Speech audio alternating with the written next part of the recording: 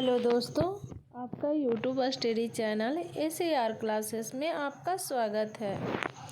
हम NCERT class 7 का one liner question देख रहे थे, जिसमें से हम फर्स्ट लेसन का देख चुके थे।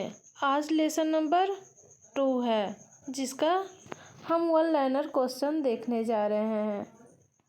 प्लीज़ दोस्तों, अच्छा लगे तो लाइक और सब्सक्राइब कर दीजिएगा। चलिए चलते हैं क्वेश्चन पे।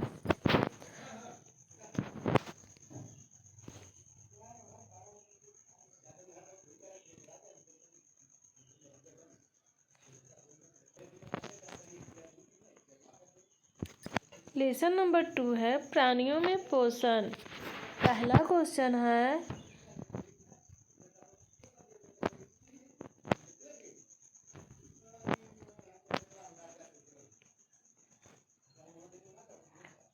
अमीबा भोजन कैसे पकड़ते हैं? इसका सही होगा पदार्थ से।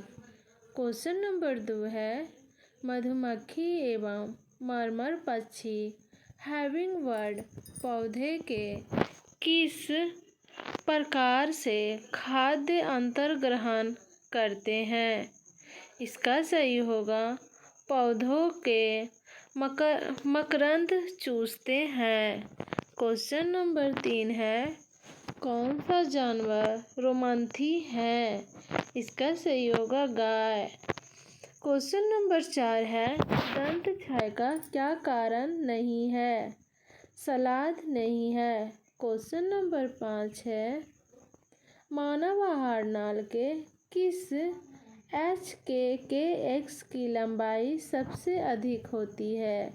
इसका सही होगा छोटी आंत की लंबाई सबसे अधिक होती है।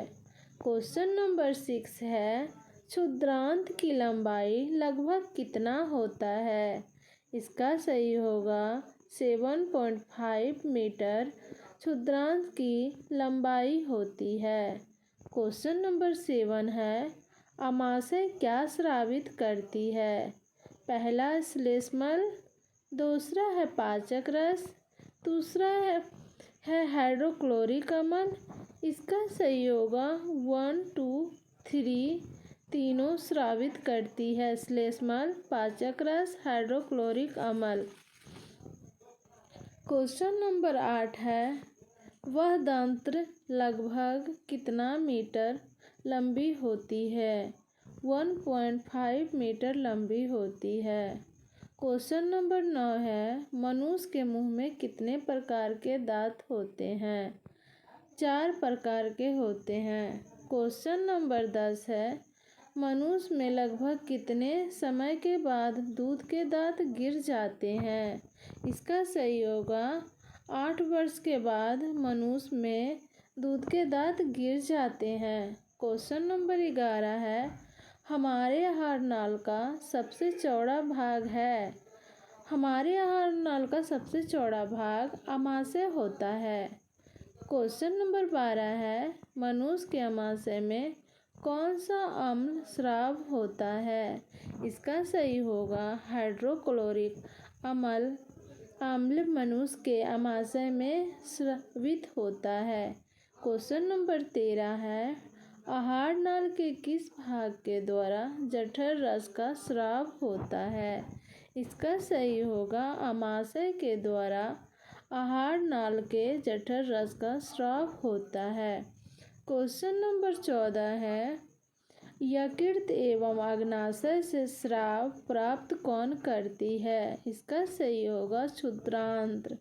क्वेश्चन नंबर 15 है, भोजन को आमाशय तक कौन पहुंचाता है?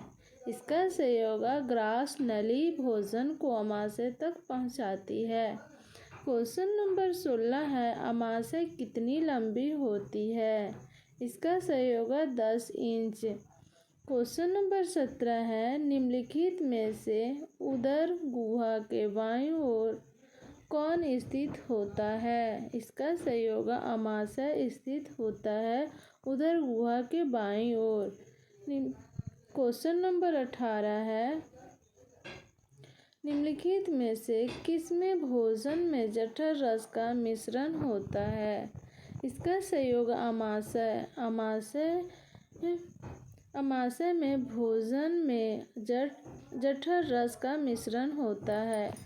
क्वेश्चन नंबर 19 है,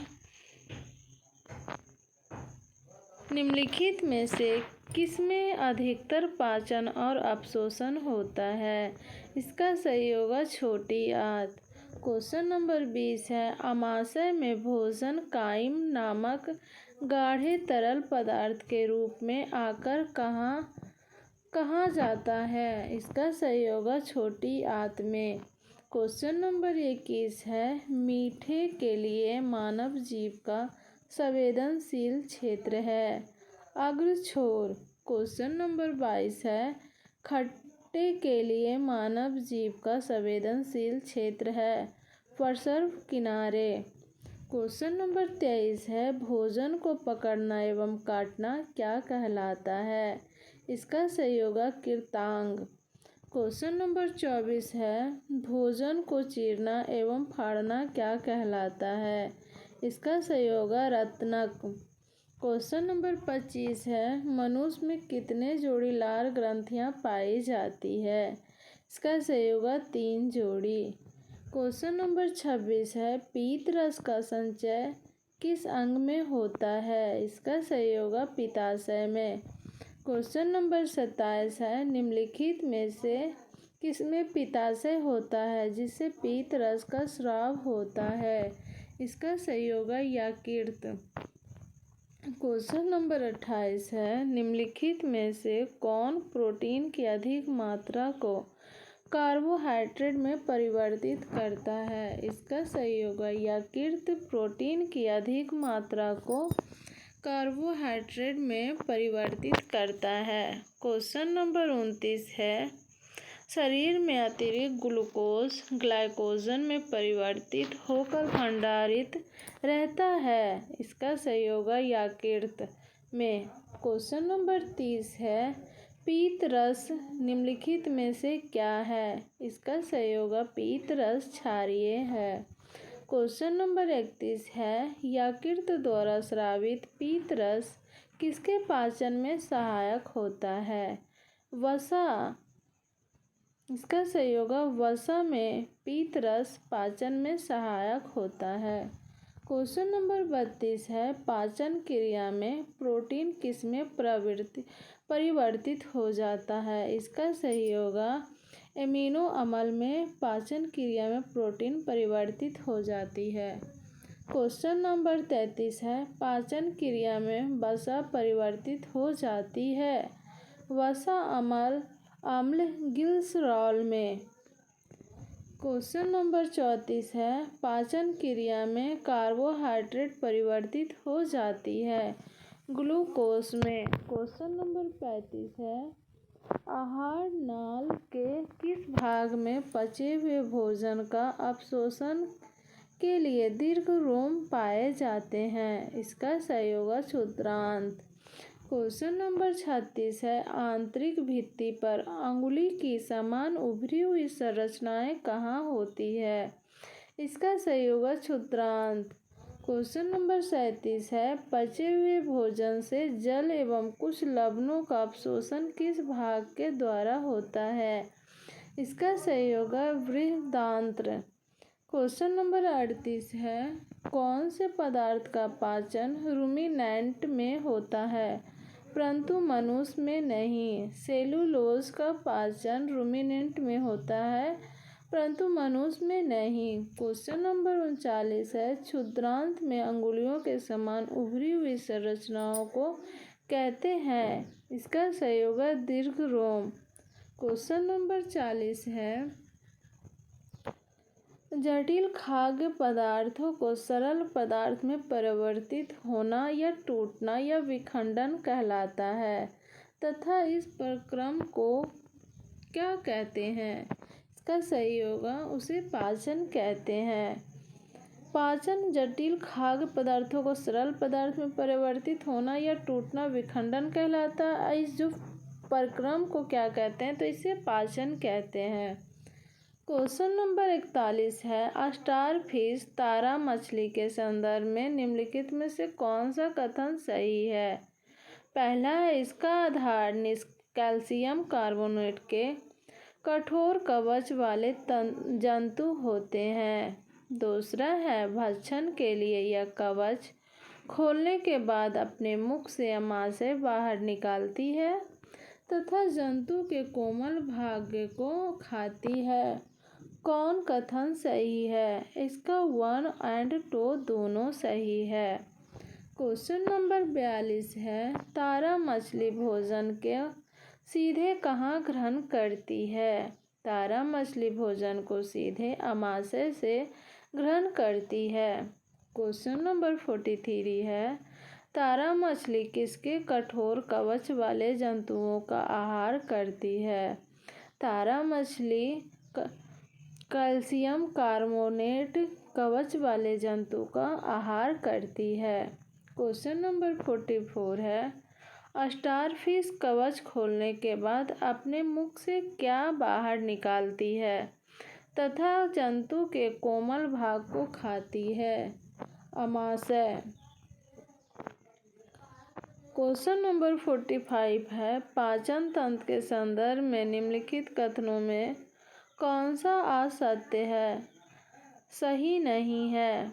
इसका पहला है पाचक रस सरल पदार्थों को जटिल बनाता है जो पाचन में सहायक है। दूसरा है अमाशय की आंतरिक भित्ति क्षुद्रांत तथा आहार नाल से संबद्ध ग्रंथियां पाचक रस स्रावित करती है।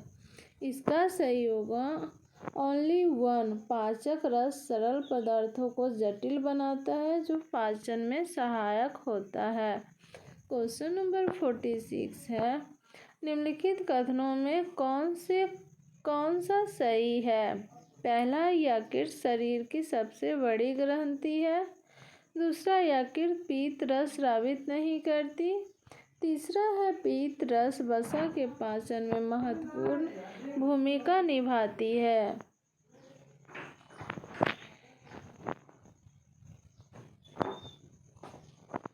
क्वेश्चन नंबर 47 है रूमिनेंट तथा रुमांथी जंतुओं के कथनों में से कौन सा सही है।